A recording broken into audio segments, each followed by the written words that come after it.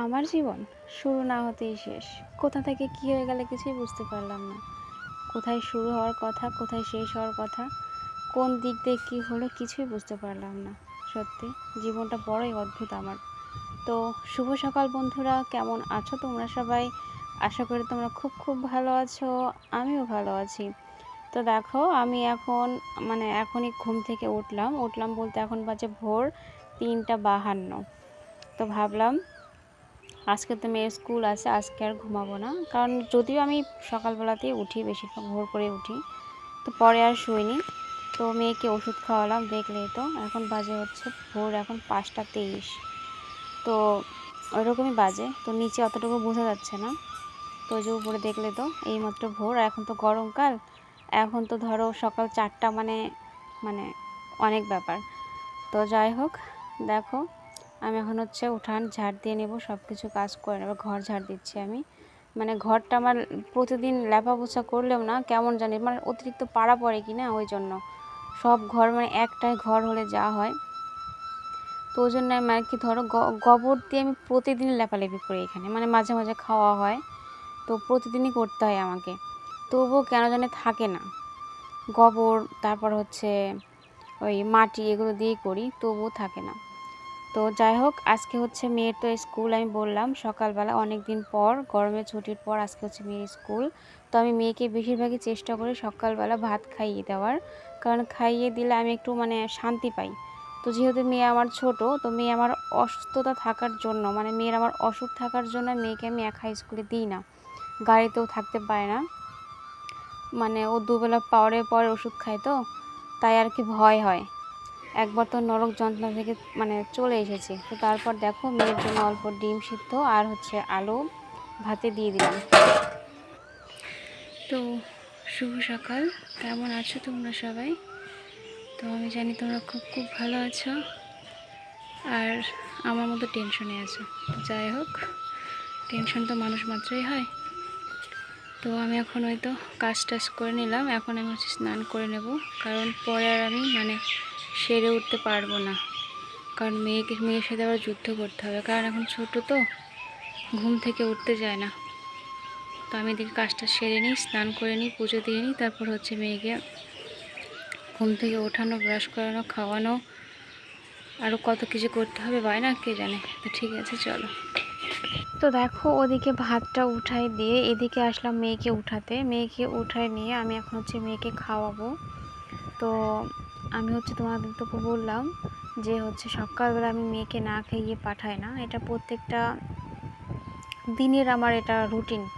যাই হোক, আমি সকালবেলা উঠে আলু ভাতে করে দিই, বেশিরভাগ দিন আমি আলু ভাতে ডাল সিদ্ধ আর হচ্ছে ডিম সিদ্ধ এগুলো দিই, একটু যদি খেয়ে যায় না তবুও আমি শান্তি পাই। তো এদিকে দেখো আমি খাইয়ে নিয়ে মেয়েকে হচ্ছে রেডি করাচ্ছি। তো রেডি করা থেকে বিশাল ঝামেলা। তো এগুলো আমার প্রত্যেকটা মায়ের এরকম কাহিনী। তো আমি দেখো ফার্স্টে কয়েকটা কথা বললাম আমার জীবন। দেখো সত্যি কথা বলতে আমার জীবন, আমার না প্রত্যেকটা ভিডিওতে দেখবে আমি জীবন নিয়ে বেশি কথা বলি। এই জন্যই বলি কারণ আমি জীবনটা নিয়ে না বড্ড অসন্তুষ্ট যাকে বলে। তো জীবন অনেক স্বপ্ন দেখেছি, একটা পূরণ হয়নি। আমি যেটা ভেবেছি ঠিক তার উল্টোটা হয়েছে।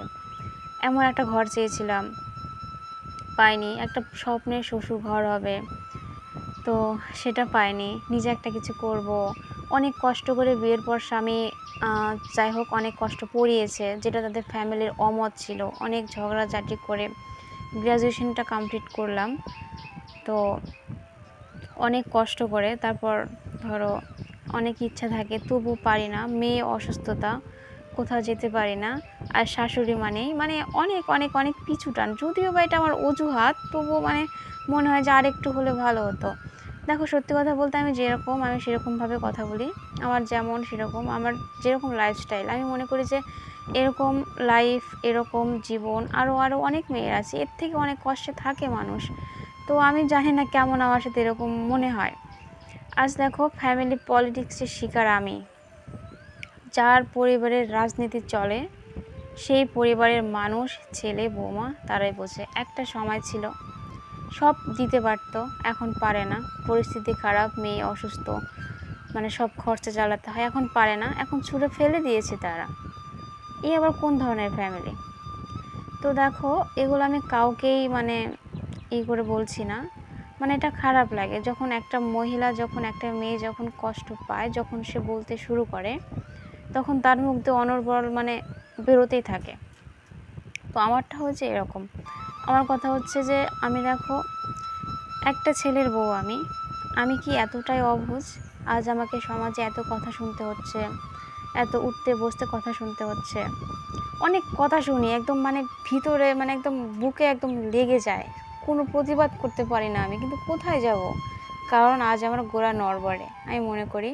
কারণ আজ বাড়ির মুরব্বী লোকগুলো যদি এরকম যদি লেজ তুলে যদি নাচতে শুরু করে, পরিবারের সমাজের লোক তো নাচাবেই, এটাই স্বাভাবিক, তাই না? তো আমি সব কিছু মেনে নিয়েছি, আমি এখন সম্পূর্ণ উপরওয়ালার হাতে, সময়ের হাতে ছেড়ে দিয়েছি।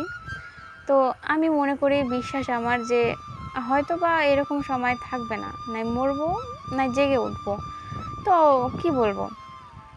তো যাই হোক, দেখো আমি রেডি হয়ে নিলাম, মেয়েকেও রেডি করালাম। ওই মানে মেয়েকে স্কুলে নিয়ে যাওয়াও মানে এটাও সমস্যা বাড়ি থেকে। কেন নিয়ে যাবে, দিতে পারো না, সকালে কেন মানে ভাত খাইয়ে দাও, হেন তেন, এসব কথা শুনতে হয়। কিন্তু আমি মা, আমি জানি আমার কষ্টটা কোথায়। আমার এই মেয়েটাকে আমি অনেক কষ্ট করে ফিরে পেয়েছি। আর যদি ভগবান আমাকে যদি না দিত, মানে ছুঁড়ে ফেলে না দিত, সেই দিনের কথা আমার এখনও মনে আছে।